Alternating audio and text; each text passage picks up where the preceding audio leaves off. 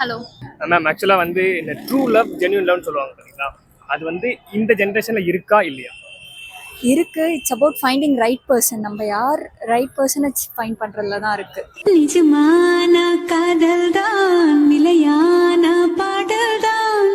25 ஏஜில் ஒரு பையனுக்கு சொந்த வீடு அப்படின்றது எவ்வளோ பெரிய கனவு, கரெக்டாக? அதை பற்றி நீங்கள் என்ன நினைக்கிறீங்க?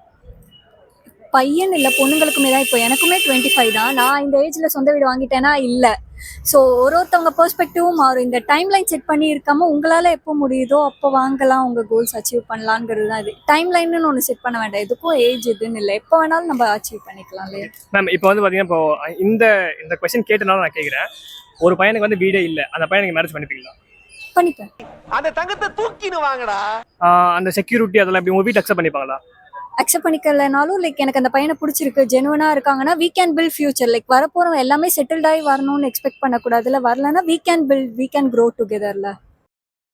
இதெல்லாம் நம்புற மாதிரி அங்க இருக்குது. விமன் சேஃப்டி லைக் நம்ம தாத்தா பாட்டி ஜென்ரேஷன்ல இருந்ததுக்கு இப்போ பரவாயில்ல, பட் ஸ்டில் இன்னமும் மாறணும்னு நினைக்கிறேன். இப்போ வரைக்கும் லைக் நைட் வெளியே சேஃபா பொண்ணுங்க போயிட்டு வருவாங்களான்னு கேட்டிங்கன்னா அந்த இது கொஸ்டினபிள் தான். ஸோ விமன் சேஃப்டி இன்னும் கொஸ்டின்ல தான் இருக்கு. ஸோ கொஞ்சம் இம்ப்ரூவ் ஆகணும் தான். லைக்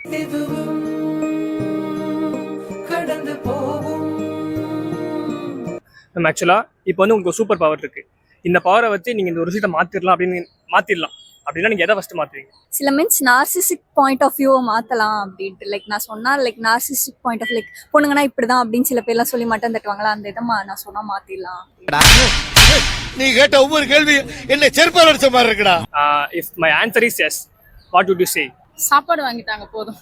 எப்ப பார்த்தாலும் சோறு சோறு சோறுன்னு போதுமா? போலாமா? கூடவே சுத்திட்டு இருக்கும் ஒரு டீ கூட வாங்கி தரல. ஆனா ஒரு பொம்பளை புள்ள சாப்பாடு கேட்டோம், வா போலான்றியா?